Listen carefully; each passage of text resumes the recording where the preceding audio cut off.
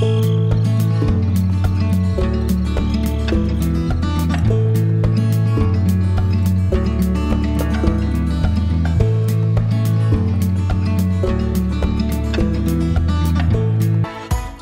friends, and welcome to card 1 of my 2021 fall series. Today I'm going to share with you some watercoloring. So I'm starting out with this maple leaf image that I just printed out on my computer, and I just took a pencil and I scribbled all over the back of this. This is kind of a transfer technique that you can use. You could easily, cut this out or have a stencil or anything like that. And what I'm going to do is I'm going to take a pen, a ballpoint pen, and I'm just going to trace around this maple leaf, and what it's going to do is it is going to leave an imprint with the graphite onto my watercolor cardstock here. And this is just a piece of BRISTOL watercolor cardstock, or no, I'm sorry, I think it's Canson. Either way, any kind of watercolor cardstock will work out just fine. And I have it cut to 4 1/4 by 5 1/2, and it's kind of hard to see the watercolor or the pencil impression, but it is there. It is there for a reference. For when we start watercoloring, we'll have an image to use. So I'm just taping down 2 panels. I decided to do 2 cards here, and I'm just taping it down to this kind of this other cutting mat I have with some blue painter's tape. I do plan on cutting these out later, and I'm going to be using my Gansai Tambi watercolor set. This is a pretty new set for me. I am very new to watercolors. I'm not the greatest at it, but I like to give it a try. So what I'm going to do is I'm going to take some clean water and I'm just going to trace around the maple leaf image that we have here. And again, the pencil, you have to be very careful. Make sure it's nice and light because it can sometimes show through watercolor if you're not careful. And I do apologize if my head gets in the way at any point. I just wanted to make sure I was lined up along that traced line. And what we're doing is we're just laying down some color because I'm going to be dropping in the watercolor. Again, I'm not, any kind of expert when it comes to watercoloring. I'm just trying to do some more experimenting with it, and these turned out really great, and I wanted to share them on my fall series. So here we go. We're going to just start dropping in some color. And this is all experimental. You can do any colors that you want. I just chose a few here in this Gansai Tambi palette that I liked. And this first one was kind of my trial and error leaf. The second one I think turned out a little bit better, but I did like both of them, so that I decided to keep them both for cards. And again, I'm just going through and I'm just dropping in the watercolor. I probably could have used a bit more water laid down to start with. But again, I'm, still very new to it, and I was just experimenting. So what I'm going to do here is I'm just going to start dropping in the color. I'm going to hit it with my heat gun because I plan on doing several layers of color just to kind of build up the intensity and kind of just play around with the color. And I'm just hitting it with my heat gun here just to kind of speed the drying in between. And that's all I'm going to be doing is I'm just going to start dropping in colors here and there to get a nice kind of fall colors. I'm going to speed this process up a little bit because it's pretty repetitive, but while the painting's happening, I'm going to chat a little bit about my fall series. I have done fall series twice now, and they're pretty popular, and I really like doing them. It gets me in the mood for the season. I know it might be a little early for some folks, but I like to get ahead of the game so that whenever October rolls around, I can move into my winter and my Christmas series. So the series for this year is going to run from now through October. I haven't picked a date in October just yet, but I'll make sure that you guys are all informed. And I'm going to be sharing 2 cards a week. I haven't really chosen any particular days, but I will make sure that there are 2 cards uploaded each week featuring fall and Halloween. I've had a lot of requests to do some Halloween cards, so I'm going to try my best to throw those in.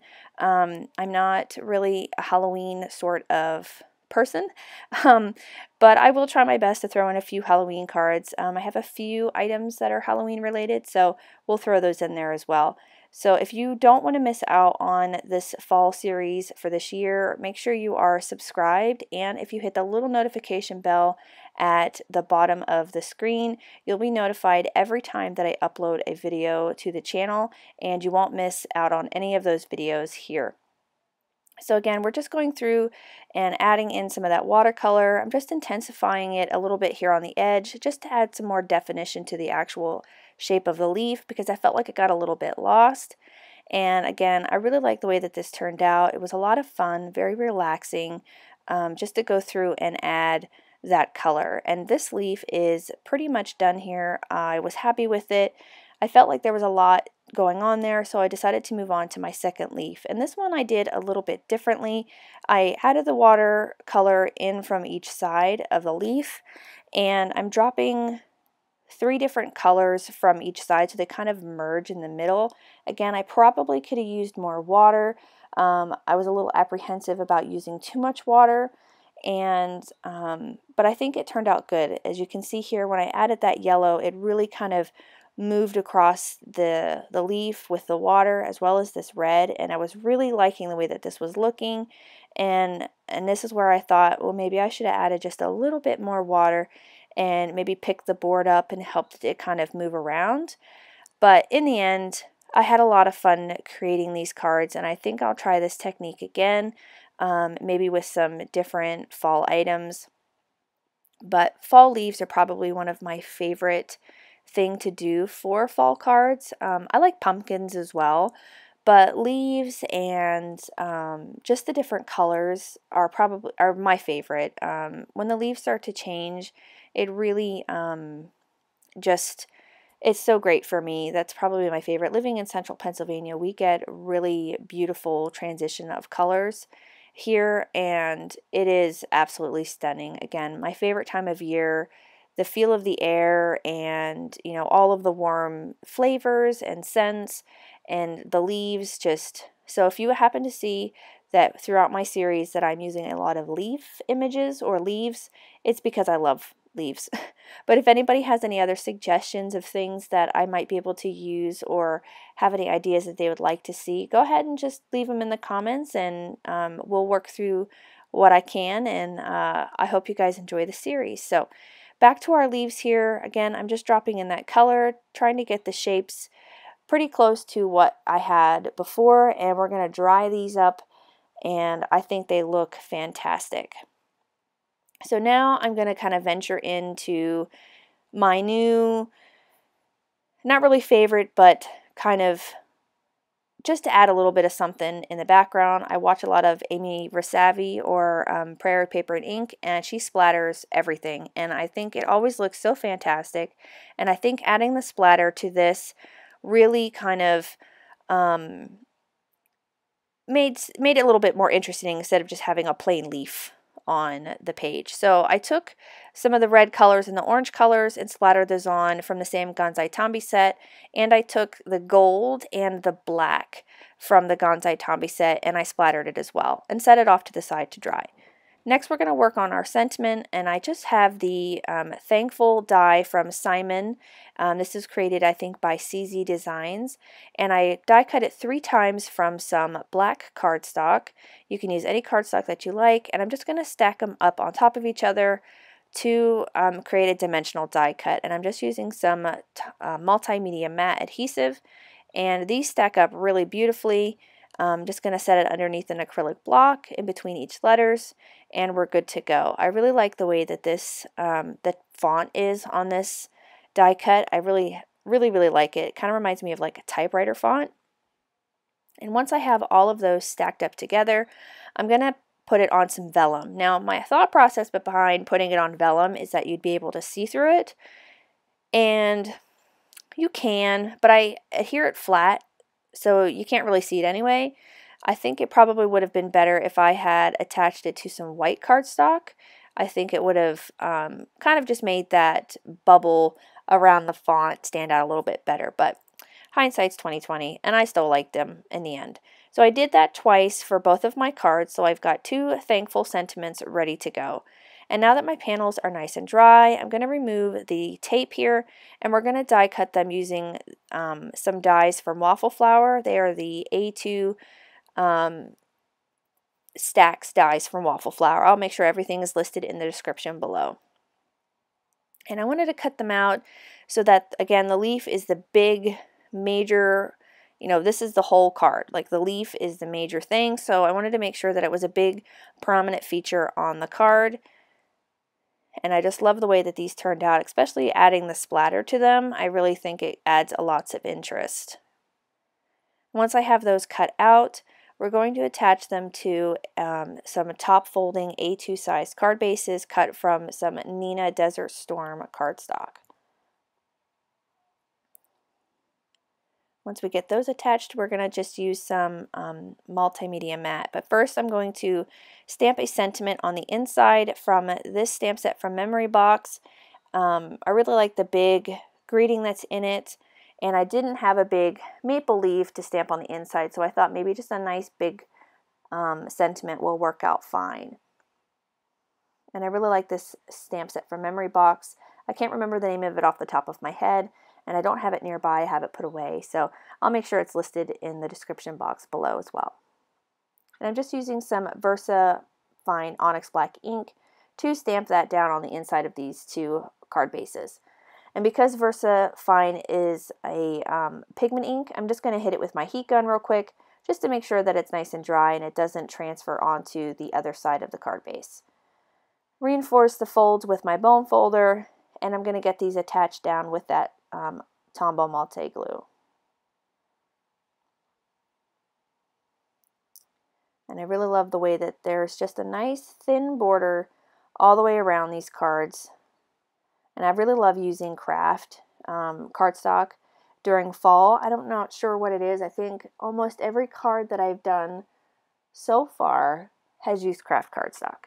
Whether it's the card base or it's the main highlight, I've used craft cardstock.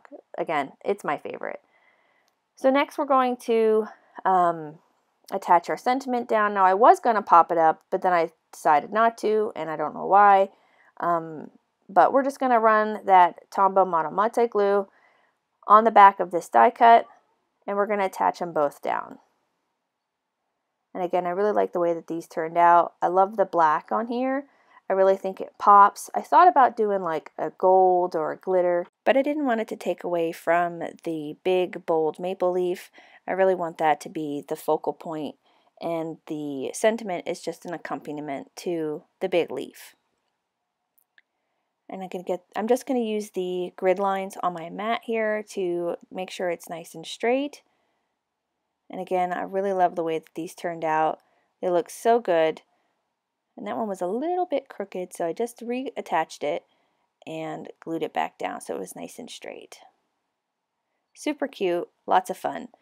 Now I'm going to go in with some Nuvo Crystal Drops in Ebony Black, and I'm just going to add a few dimensional dots here just to pull the black in from the splatter in the background and to kind of pull the sentiment in.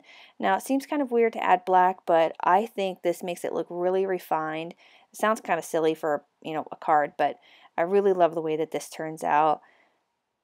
One of my favorite cards so far in this series. And I'm super excited because we've only got a few weeks left to wait, and Stamp-Timber will be upon us. I can't wait for that. I've been saving my pennies for Stamp-Timber so that whenever the new release comes out from Simon and some of the exclusive sets come out, I can add those to my series. So look forward to that because I know I am. And I'm just tapping my cards off on a ink pad to flatten out those enamel dots. Or I guess they're not enamel dots, but just to flatten them out to make them a little bit more round. And the last thing I'm going to do is I'm going to add a little bit of Wink Estella to our sentiment so I get that glitter effect that I was hoping for with like a glitter cardstock, but it's not so in your face that it takes away from the main part of these cards. And that will finish up these two beautiful cards for you. I hope you guys enjoyed the video. If you did, hit that like button, and again, don't forget to subscribe and hit the little notification bell so you don't miss out on any more videos during my fall series. I hope you guys have a wonderful day. I can't wait to share the next one with you, and I'll see you again real soon. Bye!